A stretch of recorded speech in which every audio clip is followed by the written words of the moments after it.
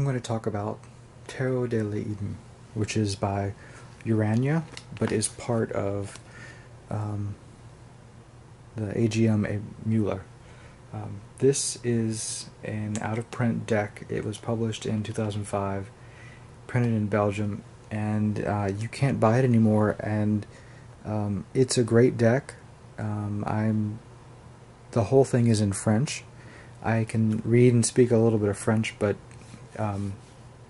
I don't believe this was ever published in the US, and I obtained this through eBay.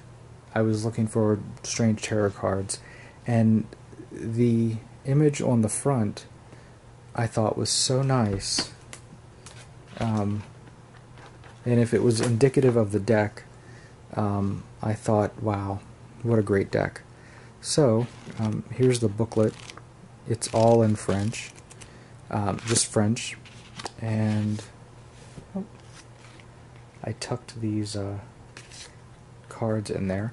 It's a 78 card deck, and it's a nice oversized deck. It comes in this plasticky case, which is very different. Most tarot decks, I've never seen this plasticky type. It looks like something audio books when they were on tape would come in. That's what it reminds me of. And if you know anything about those types of containers, the older they get, the more use they start to crack and fall apart. But mine, it's in pretty good shape. It is cracked here. Right here, it's gotten cracked, but it's holding up. I don't really use this deck. Here's the card telling you what the deck is, and Alika Lindberg and Maud Kristen are the authors of the deck. And here's the back of the card, and this is the card that kind of tells you what it is. It also came with one talking about Carti Mundi and the world of tarot, just a card. The back of the card, it's not reversible, but if you look, it's a yin-yang of, it looks like a Caucasian and a black person.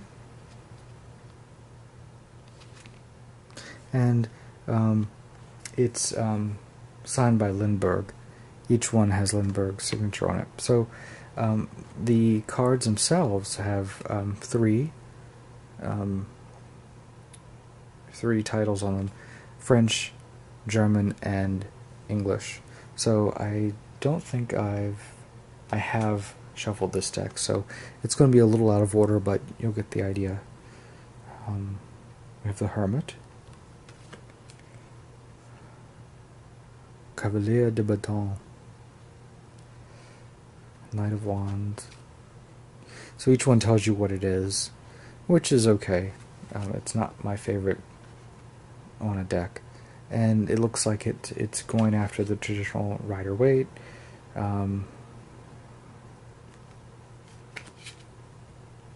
Symbols, but the minor arcana or the pips cards are simplified, so they're not very exciting. The Popus, La Papis.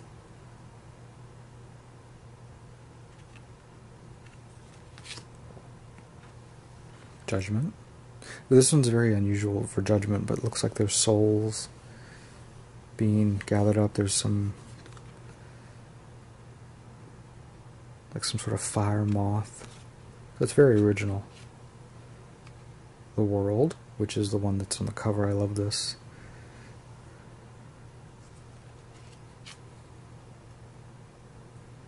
Swords.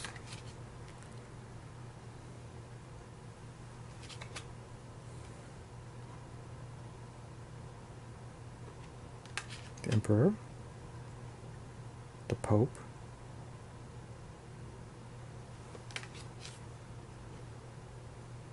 Wand, Queen of Swords. So these cards, they have a nice thickness to them. They also They slide fairly easily. They're not terribly slick, but they do slide, which is what I would hope for.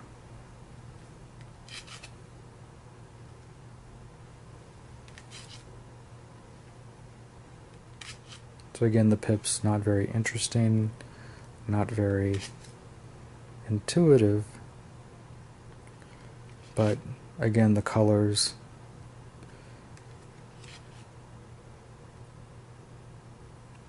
the numbers.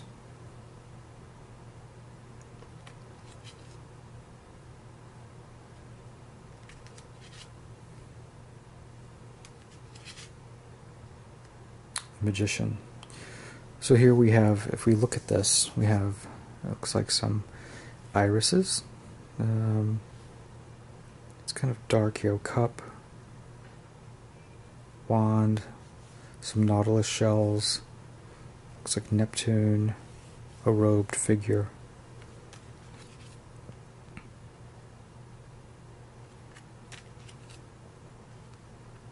The devil. Those are not irises, those are orchids. It's a very sinister looking card.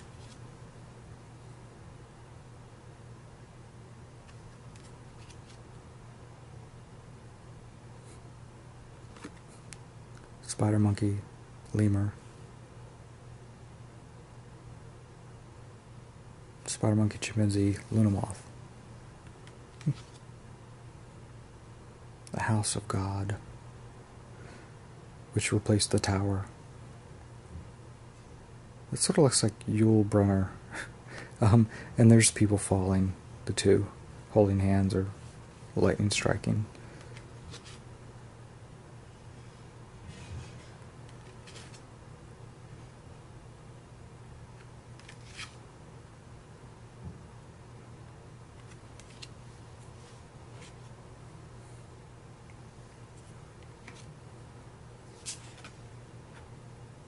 The Fool, always an interesting card to look at because I think most artists spend a lot of time creating this. So we have no ground, but we do have a fox, a jackal, a house cat, an iguana, some type of bird, pulling at him with some sort of headdress. Kind of a loose interpretation of the card itself. King of Wands. The Lover.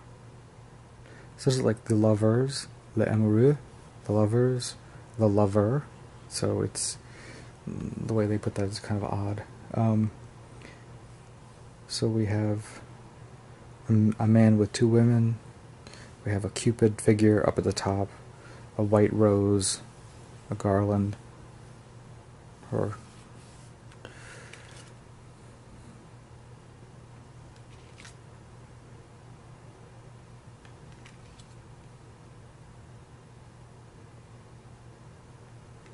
the people tend to be elongated. One thing I did notice with the batons, the wands, these all look like ginkgos, the ginkgo stick.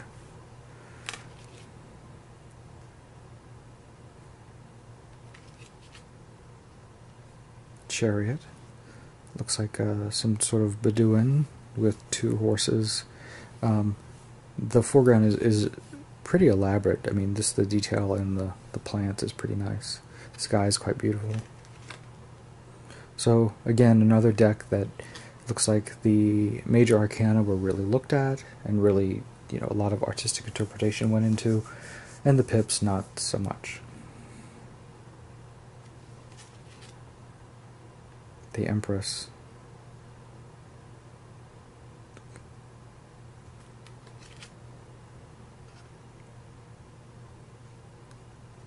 The Moon. Here we have, it's an upside down figure, which is interesting, with the two wolves.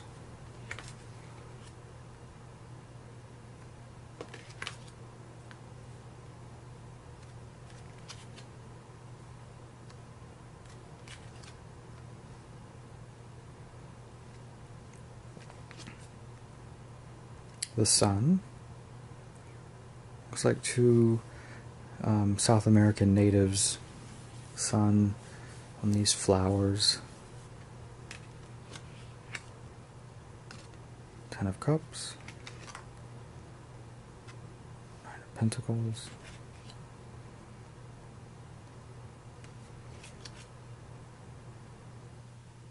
Justice on the back of a tortoise.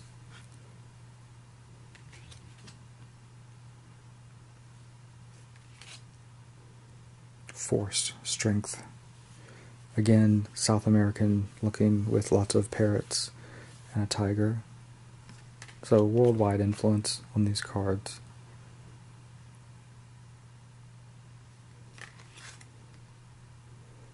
Ladybug person.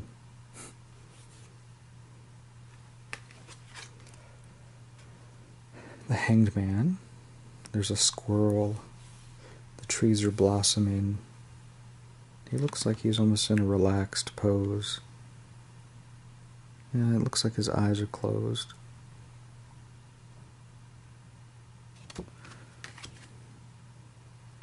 The card with no name, which is interpretation of death. We have the sickle. We have an emaciated figure. We have bones. We have a horse, spirit horse type, and it's the 13th card. Temperance.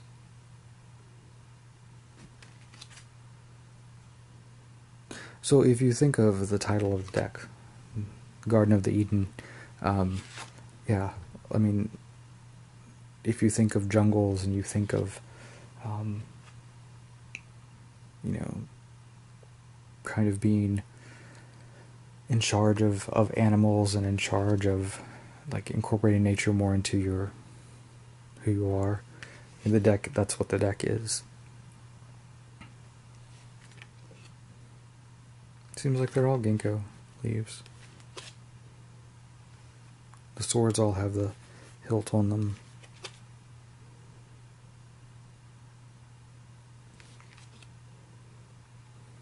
So really it's the king, the queen, the page.